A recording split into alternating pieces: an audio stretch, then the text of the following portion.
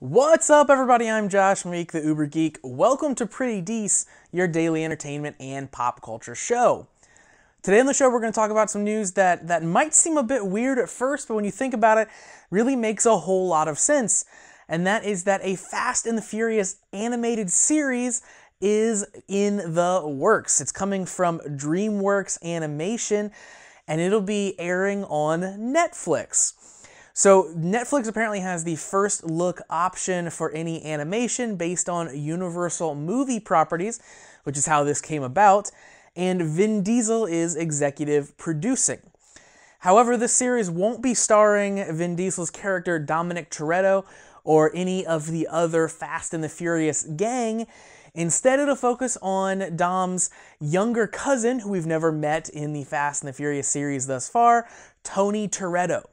And the only thing that we know about this Fast and Furious animated series so far is the little blurb that they've given us, which is teenager Tony Toretto follows in the footsteps of his cousin Dom when he and his friends are recruited by a government agency to infiltrate an elite racing league serving as a front for a nefarious crime organization bent on world domination.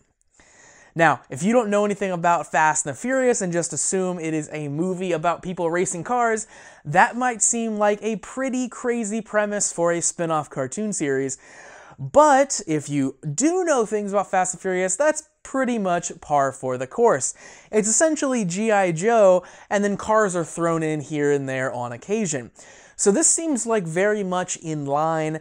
If Dominic himself is getting into these types of jet-setting, world-flying, ridiculous world-saving scenarios, then his younger cousin Tony might as well get into those things too. So it really makes a lot of sense. It definitely has a young James Bond vibe to it. You know, Fast and Furious has a lot of things that appeal to younger children. It has the awesome cars, it has the jumps, it has the explosions. As I said, it's basically G.I. Joe, but those movies are always, you know, rated just high enough that the younger kids can't get into it. So having an animated series based on the same property is actually a really, really smart thing to do. And the correct people involved in Fast and Furious are also involved here in an executive producer role. Of course, we have Vin Diesel, who we mentioned, and a couple of the other kind of producers and writers of Fast and the Furious. So hopefully they make the show feel like Fast and Furious in that it is completely ridiculous and that all the characters are incredibly focused on family. Now, the actual showrunners, the people who are kind of doing the day-to-day work on this show, are going to be Tim Hedrick, who has previously worked on DreamWorks' Voltron Legendary Defender, and Brett Hayland, who has worked on All Hail King Julian, which is a spinoff of the Madagascar animated series.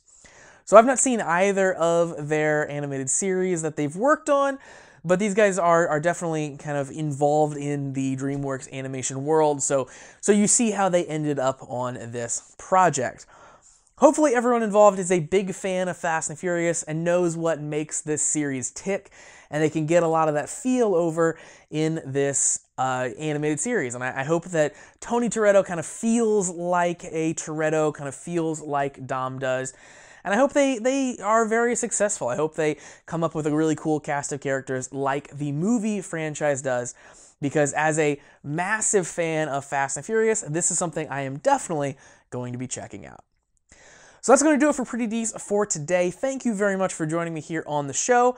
Make sure to like Pretty Dece on Facebook at facebook.com/PrettyDeceShow and follow me on Twitter at PrettyDeceShow.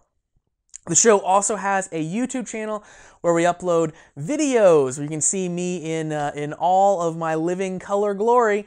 You can find that at PrettyDeceShow.com/video, or you might already be watching it right now.